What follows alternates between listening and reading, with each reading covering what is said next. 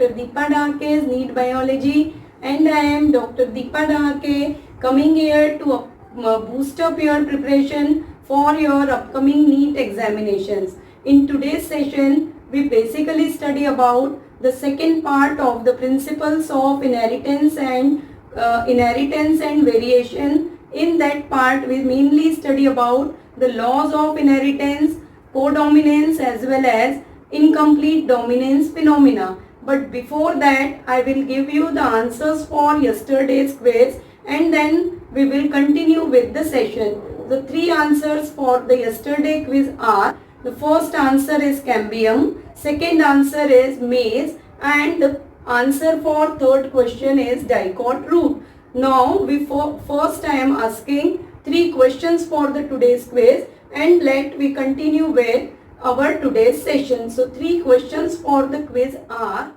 question is, which one from those given below is the period for Mendel's hybridization experiment? Option A, 1840 to 1850, B, 1857 to 1869, C, 1870 to 1877, and D is 1856 to 1863. Second question is, alleles are: A option, true breeding homozygotes; option B, different molecular forms of a gene; option C, heterozygotes; and D option is different phenotypes. Question 3 is, in his classic experiments on pea plants, Mendel did not use option A, pod length; B, seed shape; C, flowers position; D, seed color. And now we begins with our today's session. So first we study about the three principles of inheritance, and I hope you all are knowing what are the three principles of inheritance. So here first we study about the principles of inheritance. So first when we study, so first you remember the three principles of inheritance are there. The first is law of dominance. Second law is law of segregation, and the third is law of independent assortment. So these three principles we study first, and assortment. Okay. One thing, most important thing you remember for these principles of inheritance, the first two laws, that is law of dominance and law of segregation, is explained with the help of monohybrid cross. But when we are going to explain or going to study the law of independent assortment, so for the explanation of law of independent assortment, we have to require or we explain at least the dihybrid cross. So this thing you remember, the law of independent assortment is not explained with the help of monohybrid cross. We need dihybrid or polyhybrid cross. So one by one, first we study what are these laws. Secondly, when we study the law of dominance, first we study about the law of dominance and law of segregation, and then we study what is the incomplete dominance as well as codominance, and after that we come towards the law of independent assortment, because this law of independent assortment governs the inheritance of two genes. So first we study about law of dominance. When we study about the law of dominance, so students, you remember here in last session we study about the two types of genes, that is the dominant gene and recessive genes. So two types of genes we study. Secondly, one most important thing you remember, Mendel used the term factor, and nowadays we use the term gene for that factor. So that thing also you remember, the factors are the discrete units, and these discrete units are as it is transferred from one generation to other generation. So when we study about the law of dominance, according to law of dominance, when a gene is present in a pair form or in allelic form, or in simple term you remember, when the one dominant gene and one recessive genes are present together. This condition generally when the parents are heterozygous or when we study the genotype of F1 hybrid. So in this condition, whenever genes are present in paired state, that is paired means one is dominant and one is recessive. So this is called the allelic form. In that condition, the one gene is always be expressed. The gene which is expressed in heterozygous form, that gene is called as dominant gene. And according to law of dominance, you remember, whenever genes are in allelic form, so always the dominant allele or you remember dominant gene is expressed. In simple terms आप ये भी याद रख सकते हैं, according to this law, the dominant genes are always to be expressed in F1 generation, whereas the recessive gene can be expressed in F2 or F3 generation when the dominant genes are completely absent in genotype. So this thing you remember for the law of dominance. The law of dominance here you remember, the law of dominance is simply explained by monohybrid cross. So any good example of monohybrid cross you can select, and with the help of monohybrid cross one can explain the law of dominance. So I am not going to explain the monohybrid cross, because if you have any doubts, so you go towards the or you watch my last session's video where I explained the entire monohybrid cross and its phenotypic and genotypic ratio for the F2 generation. So simple law of dominance you remember here. And now we come towards the second law. That second law is called as law of segregation. One another law you remember here, that the another name for this law is the law of segregation, is also called as law of purity of gamete. So here you remember why this law is called law of purity of gamete, because यहाँ पे देखिए one question you go through your last year question paper. So in 1 year you obtain this question that the which of the law states that the gametes are always pure. So you remember the law of segregation or law of purity of gametes states that gametes are always pure. Now what does this statement means कि gametes are always pure? Gametes are always pure का meaning है कि either the gamete is gamete is showing the presence of dominant gene or gamete carry the recessive genes, the same both the genes for same trait. That means, for example, the same trait means the suppose we taking this one example, that is seed shape. Two types of seed shapes we study. One is the roundness of the seed or round seed, and second is wrinkled seeds. So when we study about the round and wrinkled shapes of the seeds, and the parent is showing this combination, that is a capital R and small r, heterozygous parent. When this parent undergoes in gamete formation, gametes always remember they are formed by the process of meiosis division. So whenever gametes are formed, out of these two genes, gamete carry only one. Either the gamete carry dominant R or the gametes carry the small r. So this thing you remember, the gametes never, this condition we never observe कि gamete contain both the gene dominant R as well as recessive R. This condition never be observed. That's why we are saying the law of segregation is also called as law of purity of gamete. Now what does segregation mean? Segregation means, you remember,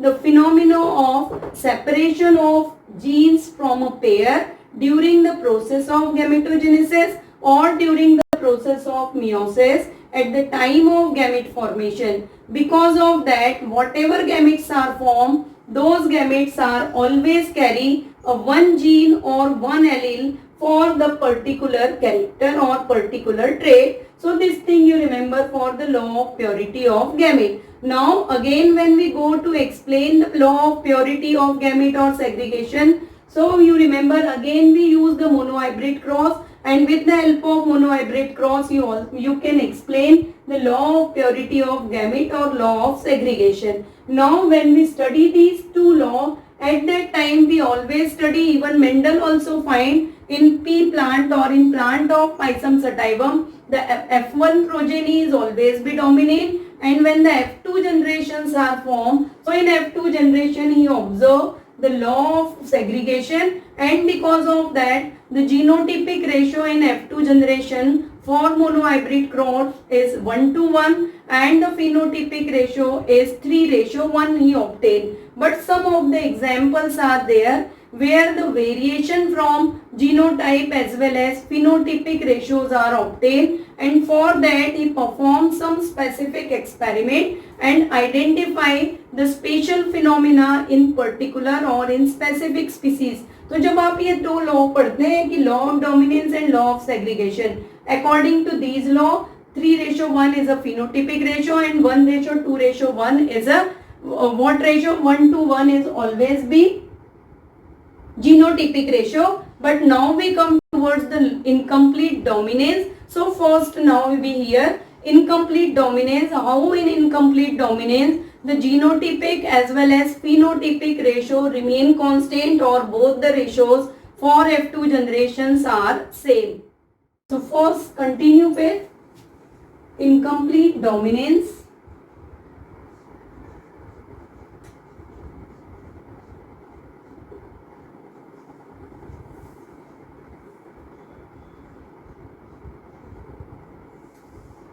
Okay, incomplete dominance, simple, you remember, when the dominant gene is failed to express completely in presence of recessive gene, then that phenomena is called as incomplete dominance. Secondly, incomplete dominance, you remember, incomplete dominance अगर आप study करेंगे, so this phenomena or this feature only appear in heterozygous parent. Homozygous parent never show the incomplete dominance phenomena. So for incomplete dominance, some of the important thing you remember, the phenomena we observe in dog flower, it is also called as snapdragon,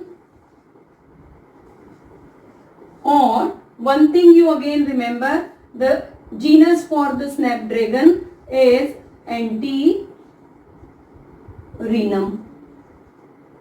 So Antirrhinum species or Antirrhinum majus is a species. So these three names belongs to the same plant, dog flower, snapdragon or Antirrhinum. This plant show identically the phenomena of incomplete dominance. Now what is the speciality of this plant? When a cross here, you remember, when cross made between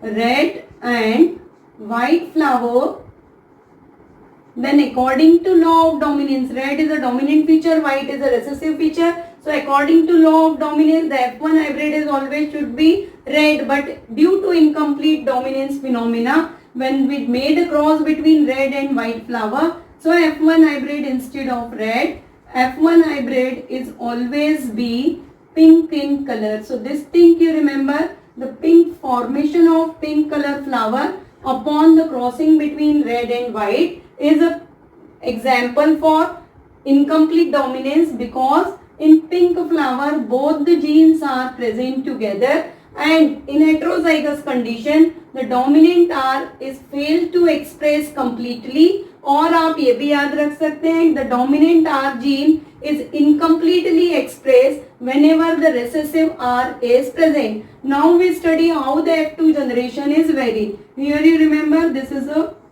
genotype for red flower and this is for white flower. So here simply red and white flower. Both the flower you remember, they are pure homozygous and produces whenever the homozygous parents are present. The homozygous parents always produces 100% similar gametes. But if parents are heterozygous, so gametes you remember 50% gametes are produces, 50% dominant and 50% recessive. So here the 100% gametes are dominant are, and in this case 100% recessive are. Upon crossing or hybridization, F1 progeny or F1 hybrid is formed. This F1 hybrid you remember, this F1 hybrid is always pink flower or produces a pink color flower, and this is the classical example for the incomplete dominance. While solving the objective question, one thing you remember, only if the name is provided in question, then only you put the tick over the pink color flower. If the simple question is asked without taking any name, the red flowers when crosses with white flower, so what is the genotype and phenotype, what is the phenotype of F1 hybrid, and if name is not provided, in that case you remember the F1 hybrid is always be red because follow the law of dominance. But if the question is asking in snapdragon or in dog flower, when we crosses the red with white, so always the answer आपका क्या होगा, answer is pink flower. And now here you remember, here we go for the selfing phenomena. So upon selfing for F2 generation, we obtain gametes. Again we use the Punnett square. Yesterday or in last session I already told you the Reznor panel provided this method for the F2 and F3 generation. So capital R and small r here, the female gametes are similar. Now when we made a crossing between the gametes, so capital R, small r, small r, small r. So here you remember the four progenies are, genotypes are formed. One is capital R, second is clear. The one progeny is formed genotypically, these are 2 and this is 1. Again if you come towards the phenotype, so phenotype here you remember homozygous RR produces red, heterozygous condition produces pink, and then the homozygous condition is again similar with parent, that is the white. So this thing you remember in monohybrid cross, genotype is 1:1 but phenotype is 3:1. Here the deviation is appear from the phenotypic ratio. Instead of 3:1, the ratio आपको क्या मिलेगा, 1:1. So in incomplete dominance you remember the genotype as well as phenotype, both the ratio in F2 generations are similar. Why? यहाँ पे reason find out अगर आप करते हैं and you go through the NCERT, so 3 specific reasons are provided behind the phenomena of incomplete dominance, that whenever dominant R is present with recessive R, or whenever the dominant R gene is present in heterozygous condition, in that condition you remember either it responsible for the formation of less functional enzyme, or it form non-functional enzyme, or the third condition, the enzyme required for the red color production, that enzyme at all not to be synthesized. So these 3 things you remember, less functional enzyme, enzyme is completely absent, or if enzyme is formed, so enzyme is non-functional, and because of that we observe the phenomena of incomplete dominance. So hope कि ये आपको समझ में आया होगा, because this is one of the most important part है chapter के, आप प्रॉपरली इन सब पार्ट्स को रीड करिए. And now we come towards the second another phenomena that is called as codominance phenomena. So here we study about the codominance. Exactly opposite यहाँ पे याद रखिए, अभी तक आप जो स्टडी करते आ रहे हैं वो क्या स्टडी कर रहे हैं, वन डोमिनेंट जीन और one gene. Simply you remember one gene is responsible for the one character, that is one gene is mainly associated with the expression of single trait or one character. But codominance का meaning क्या होगा, co का meaning होता है together. So that means you remember when 2 dominant genes required for the expression of character, then the phenomena is called as codominance. So this is all about the incomplete dominance. If you want to note all these things, otherwise as it is they are provided in your NCERT books. So these examples you underline properly, and secondly the ratio part is along with diagram is provided. So ratio also you provide, underline properly and go through repeatedly, basically for the anterenum you remember. Okay, now we come towards the codominance. Codominance, when you study, again the confusion is there between the different blood group. So when you study about the phenomena of codominance, so here you remember predominantly codominance when we study. So codominance you remember whatever blood group types we study, blood group A, blood group B, blood group AB and blood group O. 4 basic types of blood group हम study करते हैं. Among all the 4 blood groups you remember the blood group AB is an example for the phenomena of codominance. So now we come towards the codominance. When we study about the codominance, so here you remember the specific proteins are present on the surface of RBC. These proteins as well as polysaccharides are responsible for the formation of or responsible for the production of special kinds of antigens. These antigens decided the nature of the blood group. For the formation of antigen आप याद रखिएगा I chromosome in human being. So I chromosome, you remember, I chromosome is responsible for antigen production, and these antigen predominantly decide करते हैं what is the nature of blood group. Now you remember IA. This condition is present, that is when I chromosome carry the A gene. A is a dominant gene, so it may be present in homozygous or it may be present in heterozygous. So IA simply you remember IA is a dominant gene, and secondly it responsible for the formation of A blood group. When the I gene, I chromosome carry B gene, then the B is also dominant, and this dominant B you remember responsible for the formation of B group.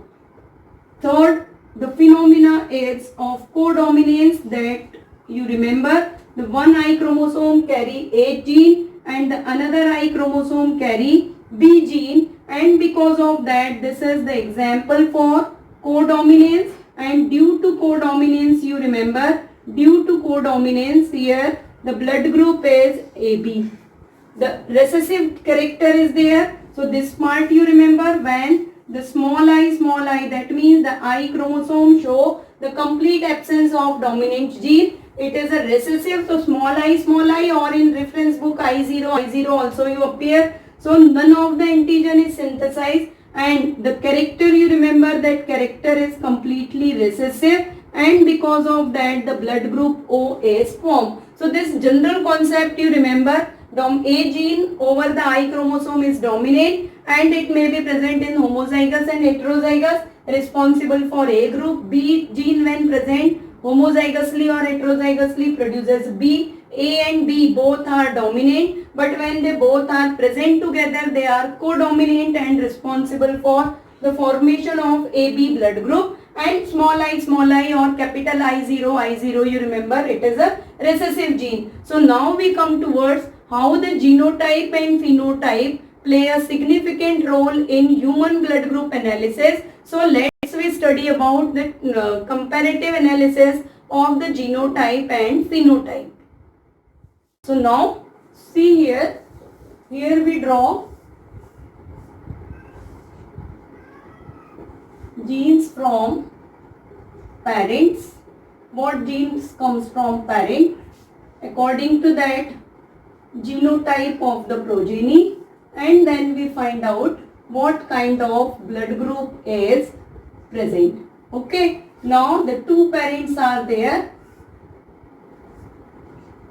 male and female, or you can say parent 1 and parent 2. Here you remember either from any one parent. Okay, for first suppose the IA comes from one parent and IA also comes from the female parent. In this case the genotype is IA and blood group we study, the blood group is A. In the same way the second condition is there, the IA comes from any one parent and small I comes from also same any one parent, but for example purpose I am explaining, the male parent contribute IA and the female parent contribute small I gene. In that case the genotype for A blood group is heterozygous, and both these genotype you remember responsible for the formation of A, because A is a dominant blood group, so it may be present in homozygous or heterozygous. Third condition for B, similarly we study both the parents contribute IB gene, so in that case the genotype is IB. Or if fourth condition, one parent contribute IB gene and the second parent contribute I gene, so the genotype is IBI. and in this case you remember the blood group is blood group B. This is the fifth one, or any one time whenever you draw, this condition is responsible for codominance phenomena. So one parent, either the any one parent IA and second parent contribute IB. ये भी हो सकता है कि this parent contribute IB and this parent contribute IA, and because of that the IA IB genotype is formed, and this genotype is responsible for the blood group AB. That is the example for codominance. And the sixth, when both the parents are recessive, so they contribute the small I. The genotype is small I, and in this case you remember the zero antigen is present on the RBC. That's why the blood group is called as O, or blood group, you remember, show the complete absence of antigen. So this part you remember, this chart you remember very well. Why this chart is required? Because one question repeatedly asked, the how many genotypes are required for the four types of phenotype. Phenotype means the four types of blood groups आप study कर रहे हैं, A, B, AB and O. So these four types of blood groups are there, and for the four types of blood group you go through this part. So total 6 genotype are there. Clear है? If you go through the NCERT, genotype के form में आपको 7 columns appear होंगे. But don't be confused, because in NCERT IE and IB 2 times provide किया है. One time one parent contribute IA, second time the same parent contribute IB. In both the cases genotype is always be IA IB. So simply you remember here the most important thing, the sixth genotype, 6 total genotypes are responsible for the formation of or expression of 4 different phenotype. So this thing you remember. So now I hope कि codominance आपको clear होगा. Codominance mean simple, याद रखिए, the expression of AB blood group in human being is called as, इसको आप क्या कह रहे हैं, it is called as codominance phenomena. Codominance is mainly because of the presence of 2 dominant genes. Both the dominant genes, out of both 2 dominant genes, one dominant gene is contributed from the parents, and because of that the progeny are co-dominant in nature. तो ये part आप यहाँ पे याद रखिएगा. The different examples you go for practice on the basis of genotypic level.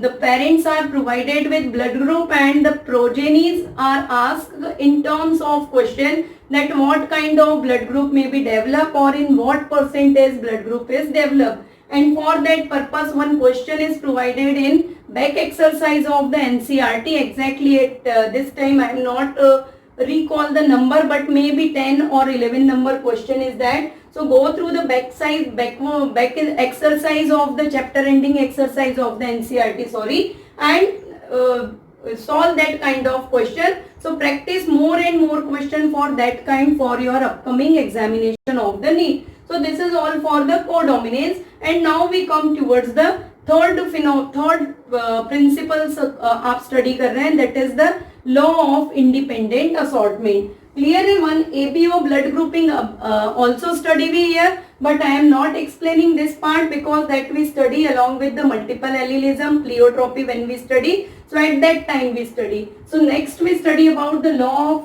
of independent assortment. Law of independent assortment, you simply remember this law is particularly based on dihybrid cross. So law of independent assortment when we study.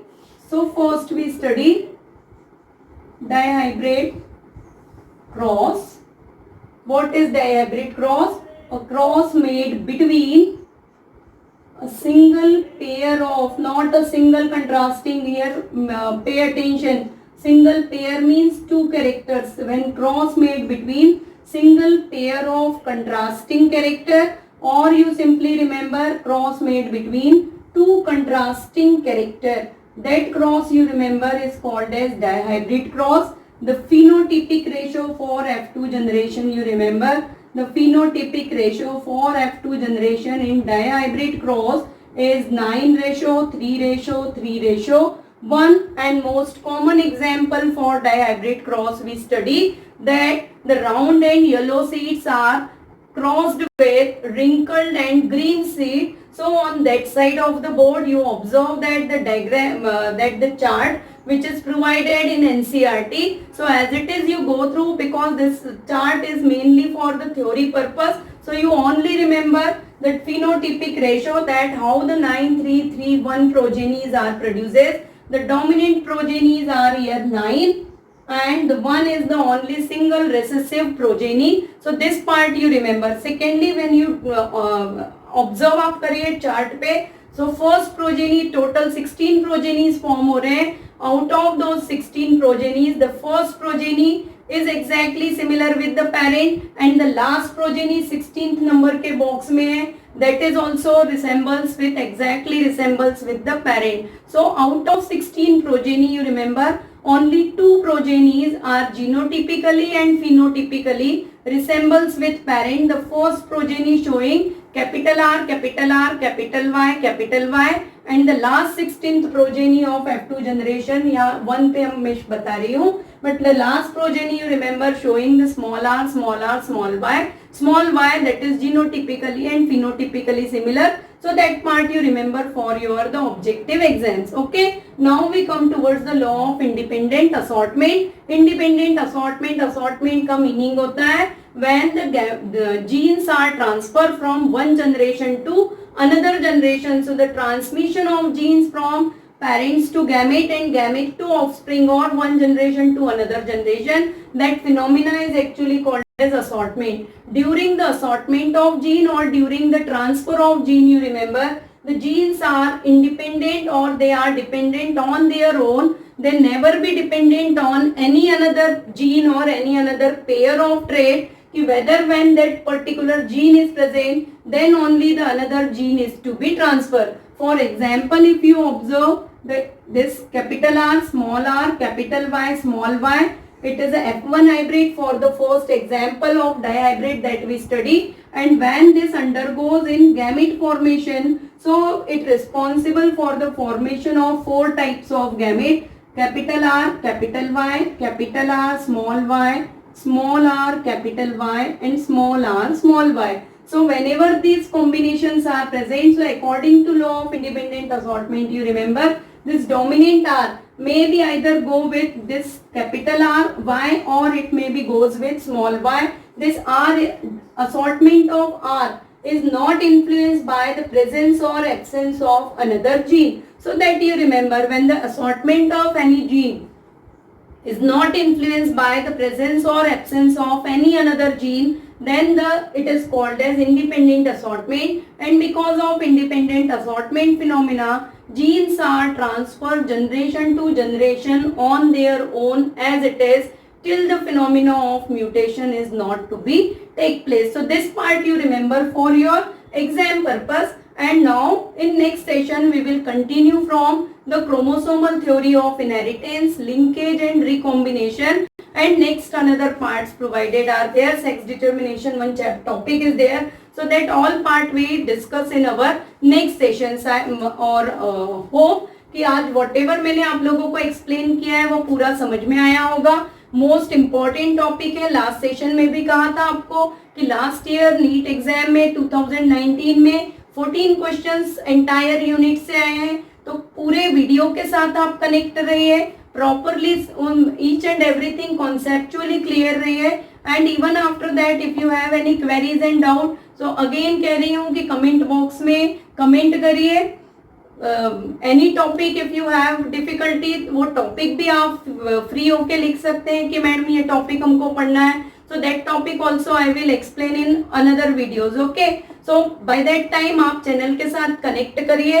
Material आपको अच्छा लग रहा है, conceptually clear हो रहे हैं. And new students जो आज कनेक्ट हुए हैं उनको कहूंगी कि वो मेरे लास्ट वीडियोस हैं, उन वीडियोस में भी जाकर आप अपने कॉन्सेप्ट्स क्लियर करिए. And subscribe my channel, like my videos, and by that time you stay motivated and prepare very well for upcoming examination. Thank you.